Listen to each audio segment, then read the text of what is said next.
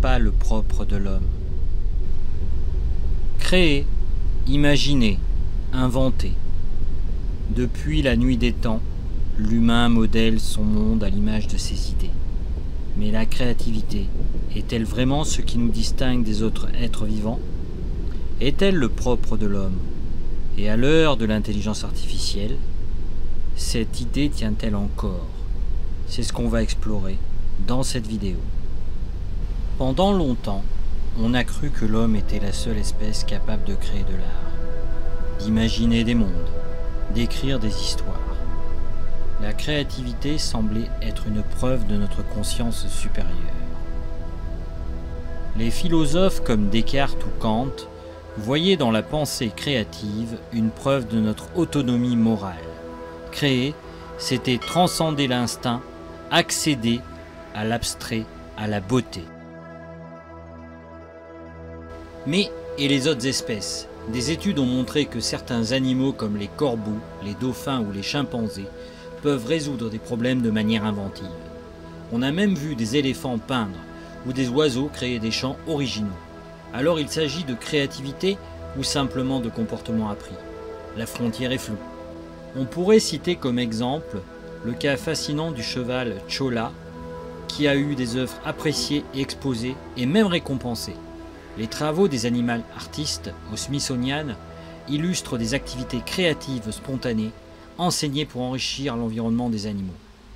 Bref, on ne sait pas vraiment ce qui fait de l'homme une particularité. On pourrait parler également de Picasso, Pigcasso, et oui, un cochon. Et il y a même un livre sur ce Picasso qui a joué un grand rôle dans la cause du bien-être animal. Alors, est-ce encore du jeu? Ou bien est-ce une forme de création, une intention, une expression?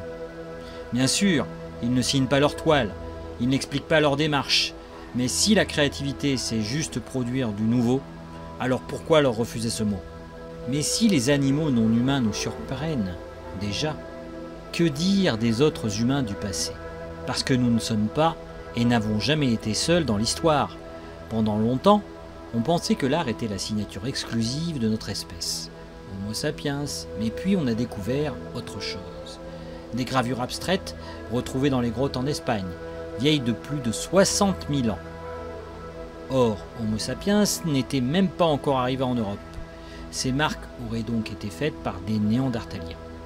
Des lignes, des symboles, pas des dessins spectaculaires comme à Lascaux, mais peut-être un langage ou une forme d'intention esthétique. Alors Néandertal aussi pensé en images, gravé pour transmettre, pour comprendre, pour ressentir. Petit à petit, les découvertes s'accumulent. Des pigments, des colliers faits de griffes d'aigle, des outils raffinés, et chaque fois un même message. La créativité n'était pas un éclair soudain chez Homo sapiens, c'était un feu partagé par plusieurs espèces humaines.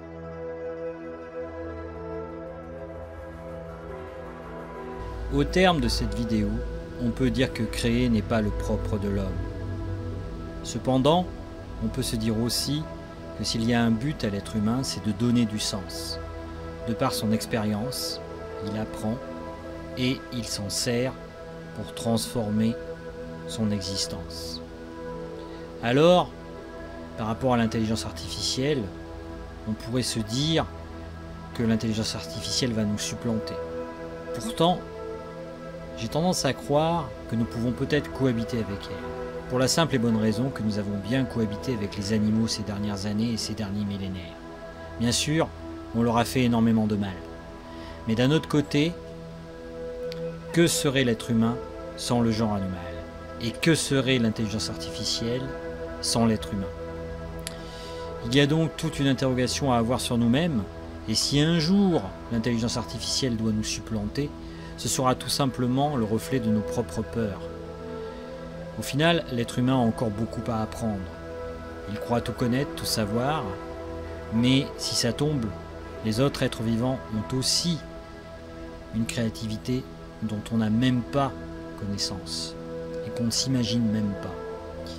Il y a tellement de dimensions dans cet univers qu'on peut se demander si notre existence a un véritable sens. Et le sens que nous avons choisi de lui donner est-il en accord avec le sens des autres espèces?